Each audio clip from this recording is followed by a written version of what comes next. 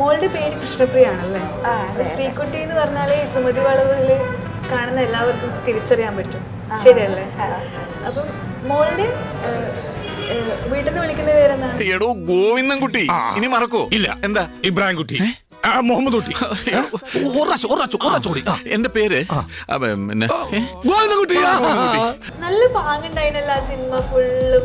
ദൈവമേ, മൂർഖനെയാണല്ലോ ചവിട്ടിയത്. സുമതി വളവിൽ ശരിക്കും പ്രേതം ഉണ്ടായിനാ, അല്ലാതെ വെറുതെ ഇങ്ങനെ കാണിക്കുന്നതായില് ഇയാൾക്ക് എന്താണ് വയ്യേ?